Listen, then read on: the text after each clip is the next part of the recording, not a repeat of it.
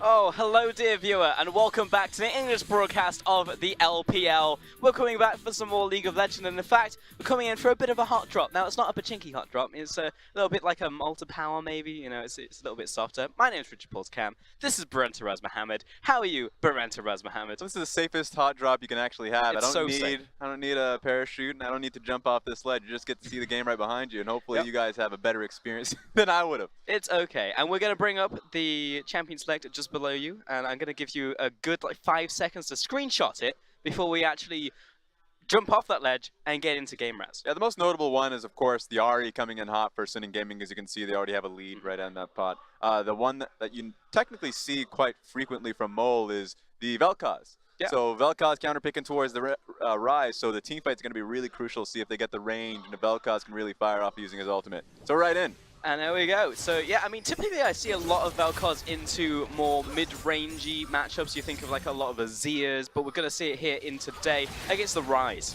To keep people up into what's happening, because obviously 10 minutes into the game, 16. Well, no, 10 minutes into the game, it was kept at 3-1. Ah, so right. It's been slow for the last 4 minutes, but a lot of it came off the fact that Hackers ganks in both the solo lanes really were impactful. BLG really couldn't do much about it. And then you just had a lot of action in Fury and Yoon's lane, so that's what you should expect.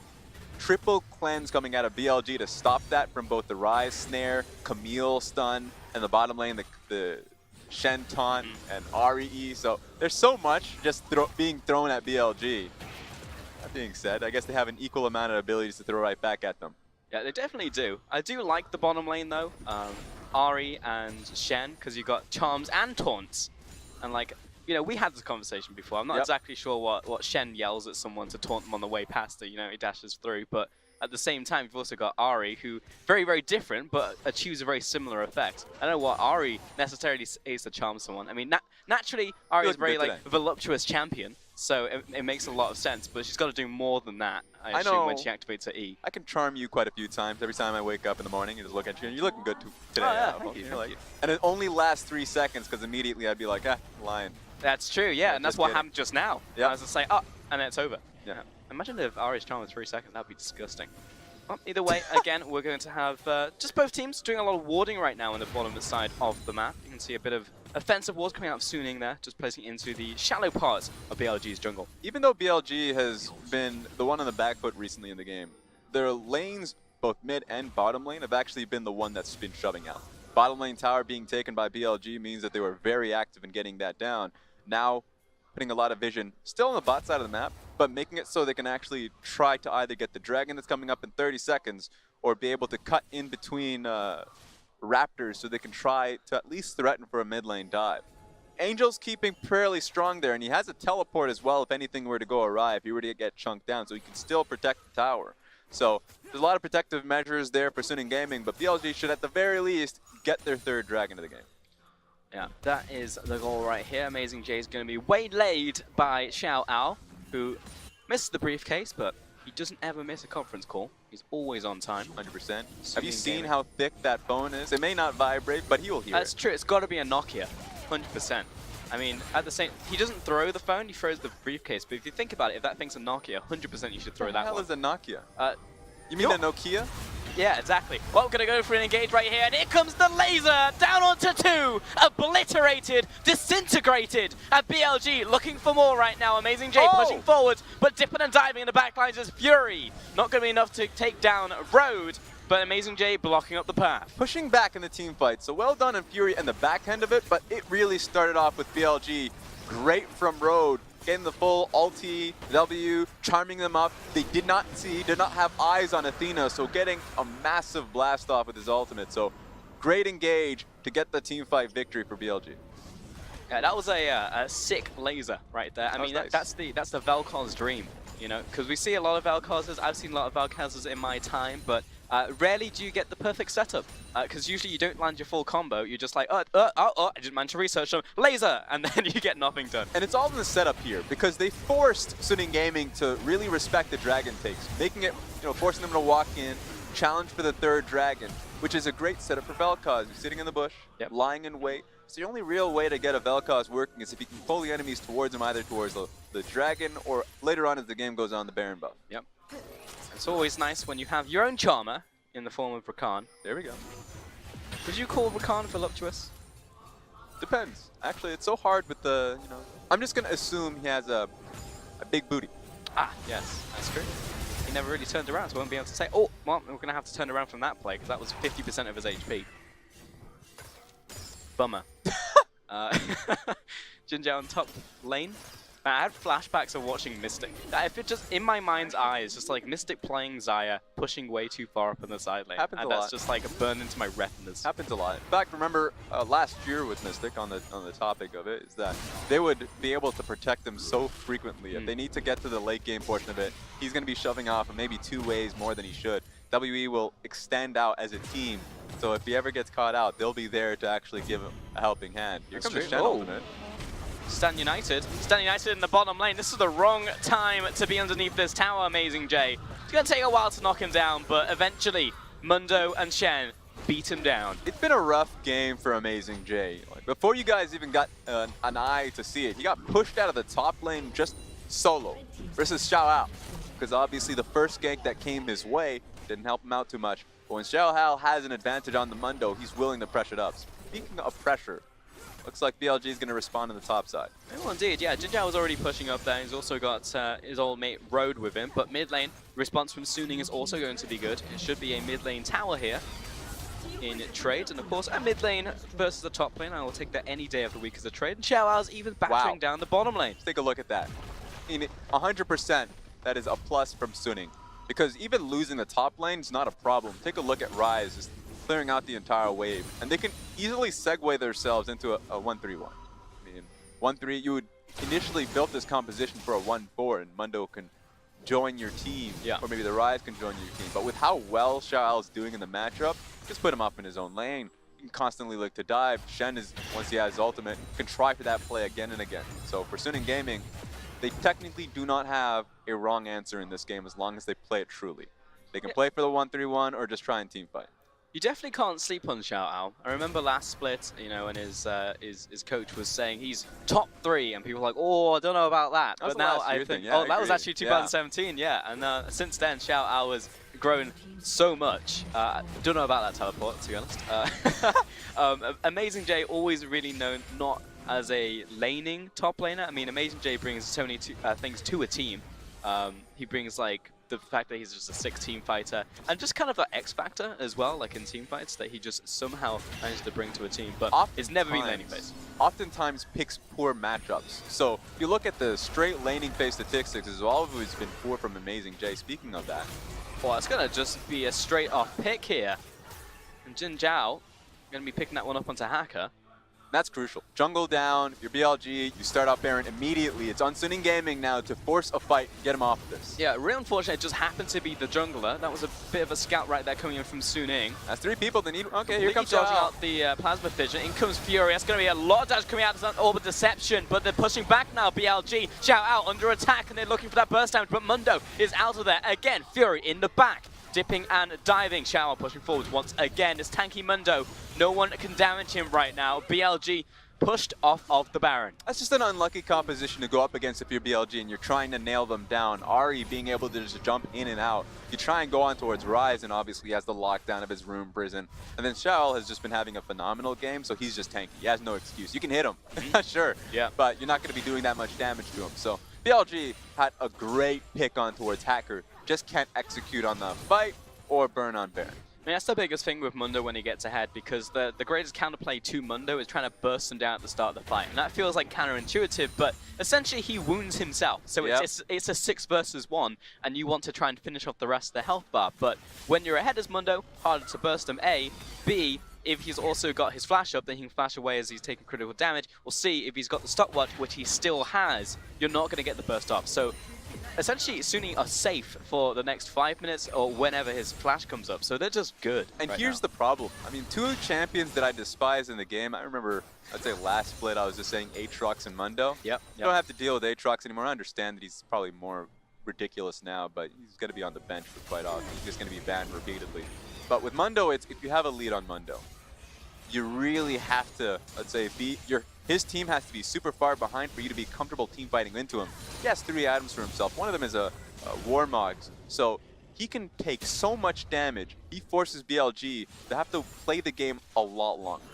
If they can, let's say if they pick him up and he's alone, the press ultimate, he'll be good for about 6 seconds, allows for his team to come in. Yep. Allows for such a long time buffer, which is an issue that Mundo has when he has the advantage. And I really feel like this specific situation is actually like the BLG Achilles heel, you know, because BLG are like the team fighters, the comeback kids, and I think they've really regained that mantle recently. I think they moved away from it for a little bit, but more recently have definitely gone back to it. Great example right here, looking to burst out the Mundo, but this is a full combo, and he's back to full HP, giving plenty of time for Suning to get in position. Yep. And in fact, Mundo is just going to town right now. The rest of the team isn't even here yet, and he's still taking everybody out. This is going to be 2 quick kills, another one down onto Road as Angel is coming onto the right-hand side. Amazing J, though, 1 versus 2, doing his own work in the back line. Fury walking away, but trying to get away very slowly. Oh, last auto attack will be enough, as it will be a shadow dash over the wall. Another perfect timing comes through. Angel drops him where he stands, and Amazing J, this is going to be the slow burn right here as Mundo will keep on chasing. Angel barely out of range to take down Amazing J. And Athena, he's body blocking on this Vel'Koz. He's a tiny man to body block, but he's going to do it for his big Cho'Gath. Got the job done, but Amazing J came up big in that team fight. Right in the middle of the back line, honestly. It was scary to see a Cho'Gath had face-to-face time. The back line, speaking of face-to-face. Got him. Doesn't use FaceTime. You're going to have to fly home, buddy. No recalling for you. Wiggle on back to your own Nexus. That was insane. I would love to see the replay just based off of Cho'Gath's position. Sure, he wins this. Oh. No, you got it. You got it. He's fine. Because I felt like it was a great team fight setting for Suning Gaming, even though Xiao got caught. We already talked about how annoying Mundo is in this situation. He even has the stopwatch, so he gets the full HP back unaffected, unafflicted. So Suning Gaming turned this on them. But then the Cho'Gath comes into this fight. And so I'm wondering, you can already see Amazing J charging in right in front, Hacker of course, Fury. Being able to eliminate them from the get-go means that they don't get their second rotation on their spells, and they can't help out in any way, shape, or form. So BLG come out much better for it. Yeah, the funny thing was I called that Road had died, but in fact it was just a Cho'Gath on top of him. So I couldn't see Road, and I was like, Trojan well, horse. surely he's dead. But he was his entire model was behind a Cho'Gath, so wonderful. It's always fun to see just your AD carry stand on top of the Cho'Gath and challenge the enemy team to be like, Try and click me. Yeah, click properly. Maybe you'll win this team fight. Yeah. Maybe you won't. I actually think one of a rune should actually be like priority targeting on like a lower HP target. Oh my God. That would be like a direct counter to Cho'Gath. You know, it would be a great, and I know we have these moments. Yep. A great champion idea, like an ability. Okay. An ultimate called Confusion. I've been playing a lot of Final Fantasy, obviously. So when you're afflicted by confusion, press, let's say, Road, but now you're moving towards Jin Zhao.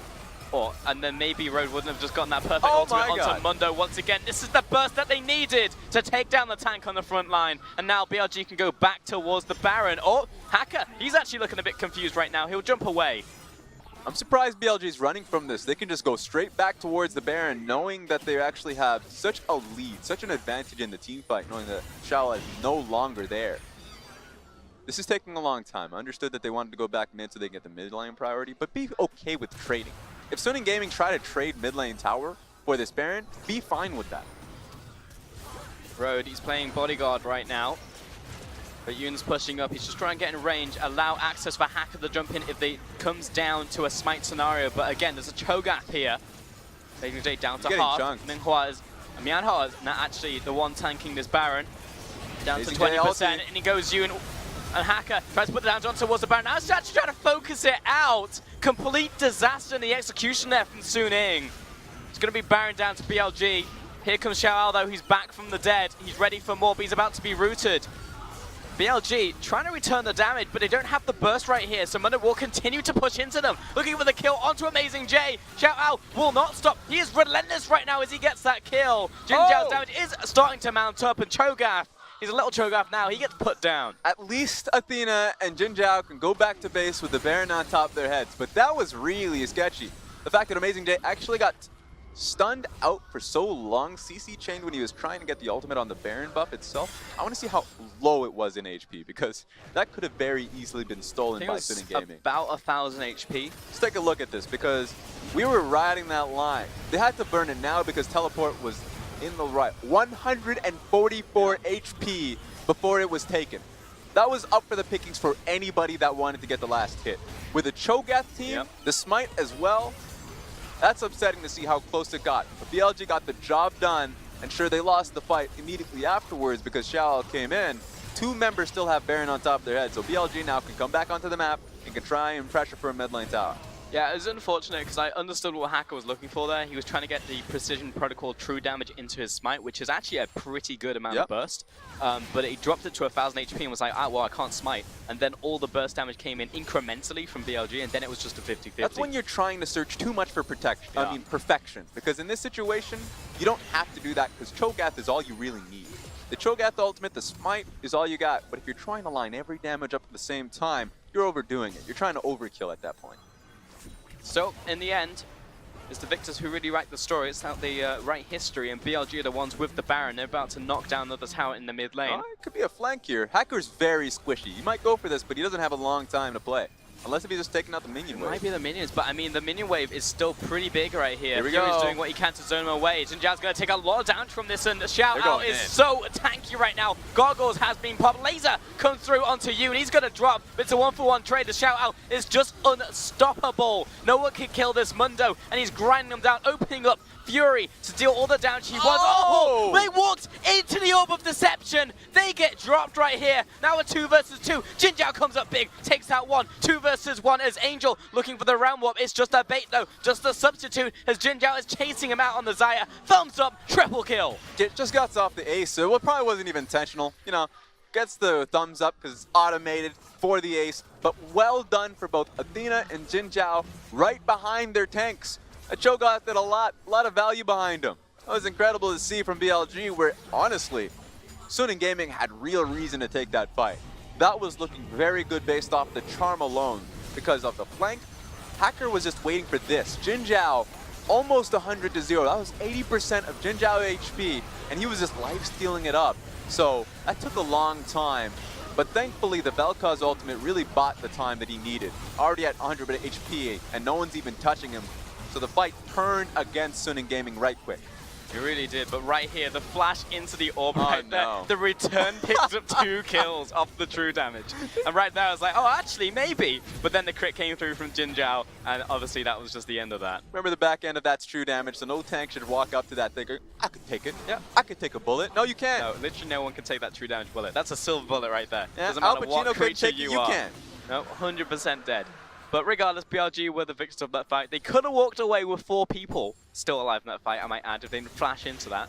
And may have ended the game, but still, 4 dragons over to them, 2 of which are going to be Infernals. Plus they have, no Baron has actually just worn off, but they still have cracked open the base in the mid lane and now looking towards the bottom lane as well. This should be an easy take, though. I don't Hacker, think so. He's hovering like a vulture. The issue about this tower take is that coming in, of course, front to back, lost that massive wave. They were just trying to ride the wave and see where it goes. There's a lot of wave clear coming from Suning Gaming. Ryze and Ahri will do that. So they recognize they're staying here just because the mid lane wave is coming through. So in their point of view, I think they should have had somebody come through and push, made a little bit quicker, it would have made the process a lot faster. But at the end of the day, here we go. This should be the one. Yeah, someone who could fast rotate at least to the bottom lane and keep this one up, because really just trying to buy time if you're Suning. Inhibit's going to be up in 3 minutes right here. Oh, the next one should be real fun. Take a look at this. Fury is in the top side of the map. This should be 100% dive. Yeah, this is real bad actually for Suning. This tower is just straight up dead. Xiao Ao wants into this fight, but it's been proven last time in a long fight that eventually Jinjiao's damage will catch up to them. Now finally, Fury is back to the bottom lane, but they've lost 2 towers in the process, and BLG, they haven't really done anything. They've just stayed in the bottom lane and just pushed in, and it's really just letting Suning squirm and basically just kill themselves. But Amazing J is feeling himself, and this is one of those games, super tanky. He had a rough time of things in the early game, but after a few teamfight victories, he's able to scale up, ultimates on minions and all that, so he's actually at a pretty massive state. He just walks up, he doesn't care. damage taken percentage is something that he knows very well. So that's the stat that he usually excels in. So if he plays a tank, he's walking in. I mean, he's the new Mundo. He's new hotness now. That's true. He can walk up and no one's really going to kill him in a hurry. That's not to say Mundo isn't still super tanky, but really a lot of that comes out from the gargoyles at the start of the fight. Looking towards his own 6th item. 3, 2, and 7 in this game. But yeah, BLG made a lot of work happen. 2 inhibitors down now for themselves at 35 minutes. And this is the problem that I would say both top laners here, both Cho'Gath and Mundo find themselves in. If you are in a winning composition, it is so easy to just walk up to them and really force them off of every objective. If you're in the losing side of things, you don't have any engage here. Cho'Gath, sure, if you can land in a queue, it's very non-committal. It means that the rest of your team has to walk up. But if you're a Mundo especially, you're just walking up. Sure, you're taking a lot of damage, but the team fight's still not going to be a victory. Look at BLG's composition. Trundle, Rakan. You can even throw in the Zion and the Vel'Koz amazing kite back. So Mundo's having a rough time. They have a large HP pool, but they're not getting anything out of it. Yeah, not right now. I mean, it looked great when they were being able to be on the aggressive, yeah. And especially around mid-game when you just simply don't have the damage to deal with a Mundo. But eventually, especially when you have a crit AD carry, that will start to catch up with you as the game goes on. And definitely saw that in the last team fight for sure. Yeah, I would say Cho'Gath and Mundo are great snowballing tanks. If they find themselves with a lead, they can just get a lot of value based off the tanking. It makes it seem like any team fight you take against them is impossible when you have a lead. Yeah, I mean, I still remember, was it Mouse on that Mundo pick? 1v4. Oh my god. Literal 1v4 on the top side of the map. And it's obnoxious. Like, it really, I mean, it's like Mouse got paid back for the 18 fucking, Mundo games that he's played. He's just played way too many Mundo games at this point. But Suning Gaming pushing up to the Baron Road. Again, he's zoning. I mean, if he hits 4 people with his ultimate, this could be a great setup to Athena's ultimate once again. Issue here is Angel is made to recognize it. That would be a great flank place if he was not half HP. If the Ryze wasn't in a position to get absolutely blasted by the Vel'Koz alone, then he would have stayed there. A lot of respect being here, but I say respect, but also BLG are looking at the fact they have super minions knocking on the front door. They should just start on it. Yeah. Really just put them in this vice situation. Yeah, the recall coming through now from Suning. They should be in a much better position if they get challenged on this Baron. Remember, the Cho'Gath is still there. Great execute on his ultimate. Last Baron take wasn't the easiest, but there we go. Easy job, no one challenged. There you go. Go back to base. Set up for the final push. I mean, there's still an inner tower actually in the top lane, so you got to deal with that one first. But still, BLG in a fantastic situation. This is a second Baron as well. Yeah, and I'm going to take a step back a bit for the people out there trying to figure out what the stakes are for this game. Remember, Suning Gaming are locked into 4th place in the playoffs. Meanwhile, BLG are just locked out of the playoffs. For both of these teams, I would say it's just about pride here. For Suning Gaming, obviously, they have something to play for in the long run. They want to have a perfect game here because remember, while they are locked into the playoffs, they're a team that got no points in Spring Split. No circuit points at all. And with how the points have been distributed, we'll have a discussion about this as the day goes on, they need to have a great playoff, so they need to be disciplined. Yeah, 100%. And BLG are the ones who are currently giving it to them. Bit of a flirt with a team fight, but not going to go all in on this one. But yeah, you're absolutely right. I mean, Suning, if they want to make the run, they have to go all the way. Yes. They can't get to a point and it's like, well, we've got the points to go. Maybe get ourselves a world seed. No, they've got to go all the way. Yeah, remember, 5 is the special number here. 3 teams go to Worlds, but 5 in the sense that if 2 teams end up going by points or winning Summer Split, then you have 3 teams that are now going into the regional tournament. 3 teams. Oh, here we go. Here comes a possible... Oh, yeah, get out of there. That was, yeah, I didn't know what I was going to get there, to be honest. I got 2 minions and a hacker. I was ready for it. I was so prepared. BLG didn't even know it was arriving. It's kind of like when Twisted Fate just ultis right on top of 5 people, then he presses Zonya so no one shows up. I was expecting no one to show up, because no one should show up in that situation. But it's also like a committal of resources. Like, how much do you place down, you know? How many people are taking this realm warp? And then maybe that's the time for Suning to strike. I don't know, that could be the master plan, the modern day messiah. Oh, I was prepared. I was too. But Suning is going to drop the inhib right here and actually look for the engage. Oh, right into the disintegration laser. 2 instant kills to BLG. A third goes over to Jin Zhao. The Vel'Koz was massive in that final team fight. I could barely call it a fight. It was just BLG beating down on Suning Gaming, and they'll take out the Nexus in 40 minutes. That was the fastest I've ever seen a Mundo get blown up. That was a blob of BLG. I wouldn't even call it a 5 people walking down. Oh yeah, he's a jelly right now on the floor. It definitely Pulverized. looked like Suning Gaming were playing pure Protoss. They were just grouping up. Anybody that would challenge them would say, okay, you're getting bitten by the Cho'Gath, and you're getting locked down by the Rakan. So clean finish to the game by BLG. Nice in the end, and again, as you said, locked out from playoffs, and obviously it's a tough year once again for Amazing J. He's always the guy who wants to make the run, but also gives time for BLG to try out their sub roster. You get to see Athena once again in the mid lane, Mianhua in the jungle, and they can still make magic happen. And so all of this is you can look towards, like, what the hell actually happened in that gold graph. It's around Dragon.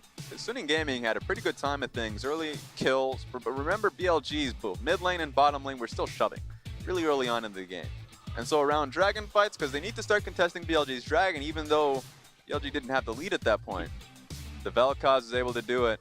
You lock them down with the Rakan. Excellent game from Road.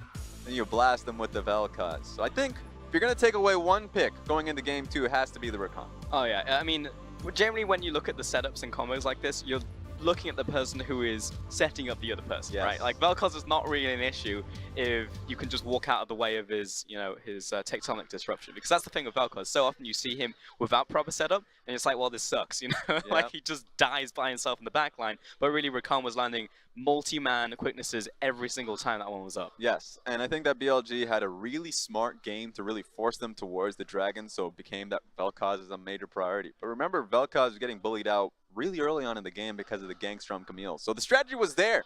Felt like the strategy of just all ending on the back line was definitely alive for Suning Gaming. Just came to the fact when you have no vision.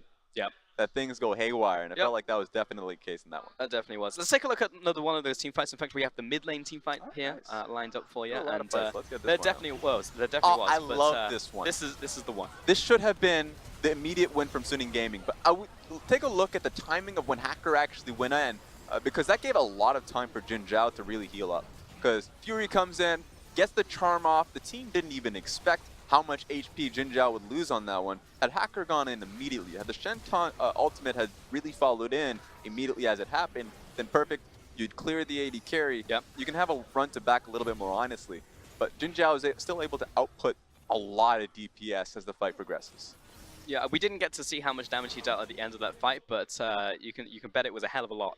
Because he lasted until the very end of the fight, then it had 2 1v1s at the end and just basically killed them from Volt. So again, great stuff coming out from Jin Zhao, but also the team there to protect him. I think that a lot of them, they went with the tactic of throwing their bodies at the enemy so they didn't kill their AD carry instead, which I respect. I mean, 2 people died for it, but again, your AD carry survived, you won the team fight, you took mid inhib. So again, BLG, team fighting, name more iconic duo. I mean, that's just really their MO and it always has been. But if you're looking for Suning, you're absolutely right. We want to see cleaner games, cleaner team fights. I mean, to be honest, I don't know if we should have even gotten to that point in the first place when you have a Mundo who is that ridiculously far ahead. There are a lot of ways you can do it. Remember when they were start trading objectives that they had 2 options of either just grouping up mid or trading on sides. They ended up trading sides, so Rise was on the top lane. They had taken the mid lane turret immediately. What Suning Gaming could have done, or should have done, just put themselves in a 1-3-1 immediately. Sure, give BLG and next Dragon, but you'd say, okay, well, we threaten the top lane inner tower. We've actually pushed out the mid lane wave, so after you've taken Dragon, you can come and contest us, but by then, you would already have gone off with the goal that we've accrued.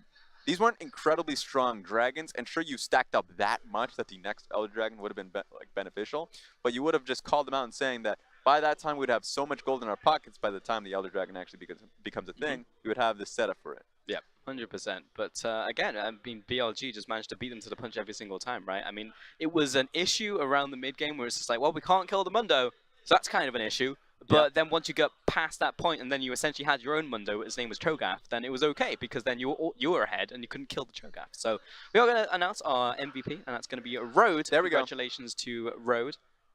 He was definitely all of the setup that the team needed. A astonishing 4.9% on the damage dealt. But of course, that's not what we look at when we're looking at the support, looking at his plays. 88% kill participation. When it comes to Road, you'd expect that and higher just because they're a team that really takes it back in the early game, and they try and find a lot of their plays as the game goes on, as they're grouping up as 5. That's the case in this one. Major shot caller for the team, of course. So natural that he ends up picking it up with that high of a kill participation. Yeah, third MVP for him as well. Sometimes I feel like probably just gets outshone by the massive things that we've seen from Mole and probably Chieftain that we've seen over the split. It's just like them just accruing kills. Mole gets big and then he just blasts people in Zoe or something like that. So it's nice to see that Road actually gets some love right there, and he will be a major part of the manage to take this series. For now though, we're going to take a short break. When we get back, we'll be here with our second game. 我们的目标是再次突出重围，哔哩哔哩干杯！